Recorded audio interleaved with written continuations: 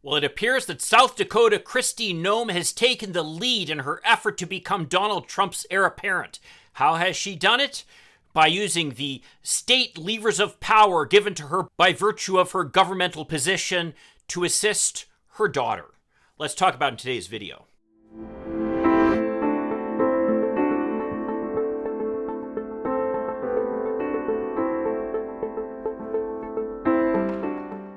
Hi, I'm Mike Greiner. I'm a lifelong Democratic activist who's concerned about the direction our country is taking. If you share my concerns, maybe you could like this video and subscribe to this channel. Maybe even click that little bell that will notify you when I post something new. So in a prior video that I posted, which I'll link to up above, I talked about the race to become America's worst governor. Well, it appears that Kristi Noem has really done her best to take the pole position in this race. Kristi Noem, of course, had distinguished herself by being an ardent right-wing conservative, standing up for the right to marry as being only available to one woman and one man, and fighting against LGBTQ children being able to participate in high school sports. She has also distinguished herself by being opposed to legalization of cannabis and doing everything she can to make her state among the worst performing in the COVID pandemic. And who can forget her proposal to spend $400,000 in that small state to build a fence around the governor's mansion? Sounds like another Trumpish move to me.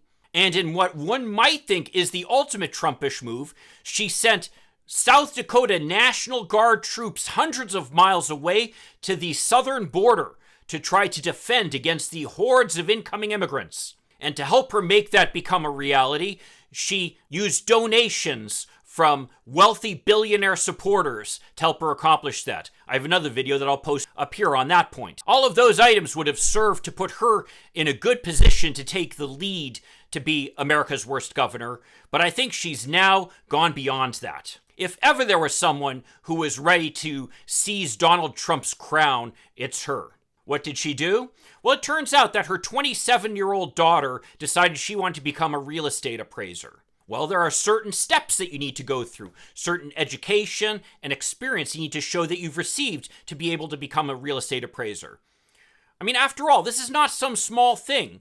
Loans on mortgages are made based upon the recommendations of real estate appraisers. Thousands, even millions of dollars might be at stake. So it makes sense that there'd be certain minimal requirements that someone has to achieve to make sure that they're qualified to make these kinds of judgments. Well, Kristi Noem's 27-year-old daughter didn't want to do those things.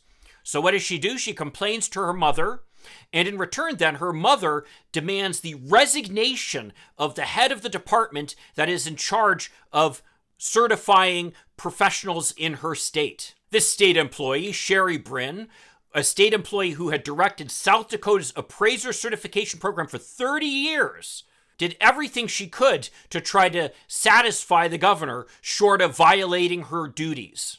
Ultimately, though, she was forced out of her position, resulting in an age discrimination complaint and a $200,000 settlement with the state. While University of Minnesota law professor and former George W. Bush administration's ethics secretary Richard Painter said that this was an abuse of power and demonstrated conflicts of interest on Noem's part. Does Noem care? No, she has just turned around and attacked the media. Could this be any more Trumpish? I mean, it reminds me so clearly of Trump's efforts to give Jared Kushner and Ivanka millions of dollars at taxpayer expense. As a result, I think Noem has a great future in the Republican Party. She seems to fit right in. I would say the only disadvantage Noem has in terms of her goal of achieving a position on the national GOP ticket in 2024 is that she doesn't have a penis. As we know, for too many Republicans, that's just disqualifying.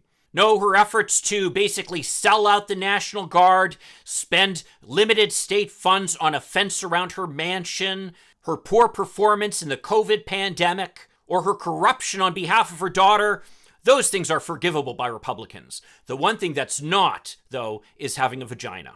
So I guess we'll see if all her efforts to be as Trumpish as possible can overcome this serious deficit in the race to become a national Republican figure. Well, if you agree with me or disagree with me, I'd love to see your comments down below. And if you could leave a like and maybe subscribe to this channel, that'd be a huge help. I'll see you in the next video. In the meantime, let's hope for continued progress. Thank you.